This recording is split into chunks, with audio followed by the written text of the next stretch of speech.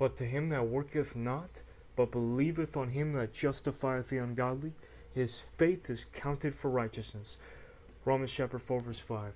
Welcome to Pennsylvania Bible Study, and today we will be talking about the question, can you lose your eternal salvation or salvation from hell in Jesus Christ?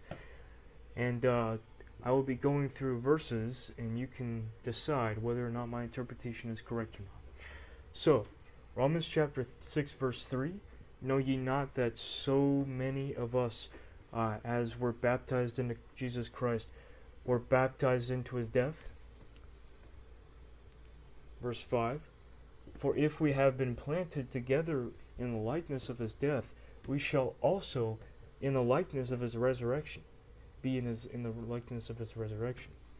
Verse 8, now if we be dead with Christ, we believe that we shall also, shall also live with him, knowing that Christ, being raised from the dead, dieth no more. Death hath no more dominion over him. So, what can we conclude from these verses that I just read? Well, we see that it says in verse 8 that the one who is dead with Christ will live with Christ. No other condition. The one who is dead with Christ will live with Christ. Some may say that this is referring to dying daily, but that doesn't work because it's in the past.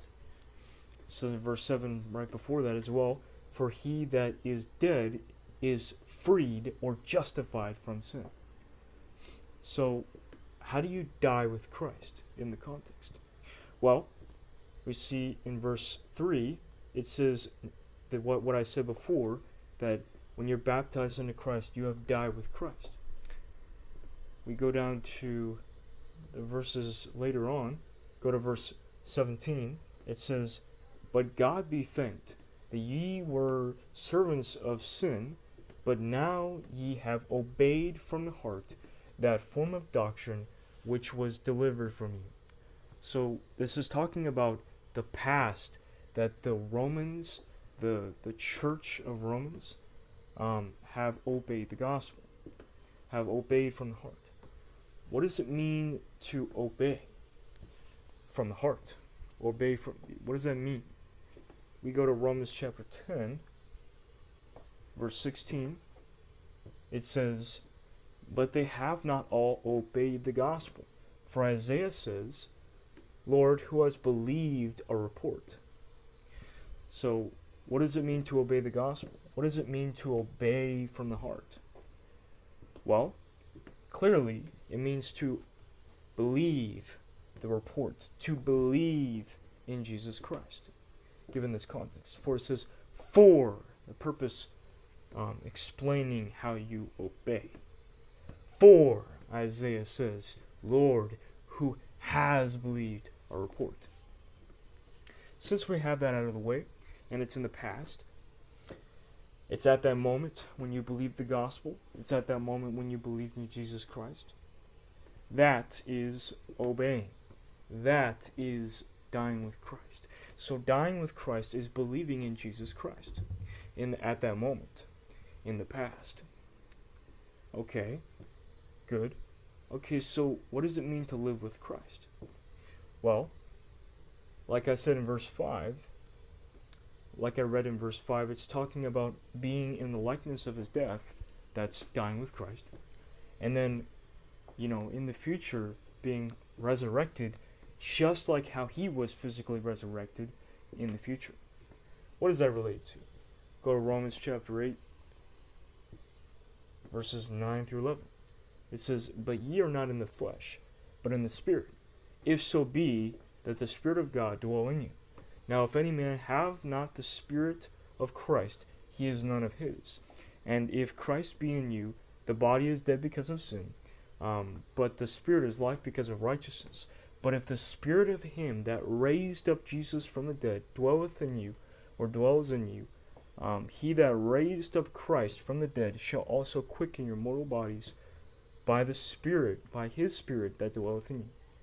So it's talking about the same idea of the likeness of his death and the likeness of his resurrection, of his physical resurrection for your mortal physical bodies in the future, And this is talking about the idea of when you die with Christ, you will, basically live with Christ. But the question is, what is the condition to basically get your mortal body raised up? What is the condition? Is it doing God's will? Is it following God's 10 commandments? No, it does not say that. Then what is it? Well, given the context of Romans chapter 6, and this, it's talking about being dead with Christ and having the Spirit of God. Well, how do you get the Spirit of God? Galatians chapter 3 verse 2 says, "This only I would learn of you, received ye the Spirit by the works of the law, or by the hearing of faith? Are ye not so foolish? Are ye so foolish, having begun in the Spirit, are ye now made perfect by the flesh? Have ye suffered so many things in vain, if it yet be in vain?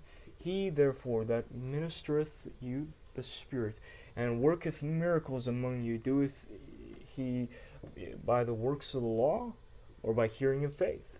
Verse 6, key point.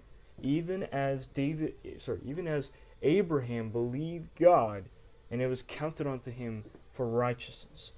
Know ye therefore that they which are of faith, of the classification of faith, the same are the children of Abraham. How do you do that? By believing in Jesus Christ. That's how you get the Spirit of Christ. And that's how you're going to be raised up in the future, in a glorified, sinless body. Okay, so since we understand that understanding,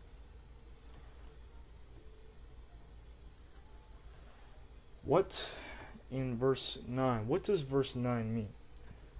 Well, it's talking about Christ, how Christ will not physically die again, right?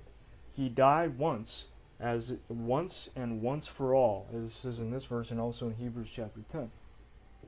So he will not die physically again. But it's just parallel to us. We also will not die again. In what sense? Physically? No, we will physically die. So therefore it's spiritual.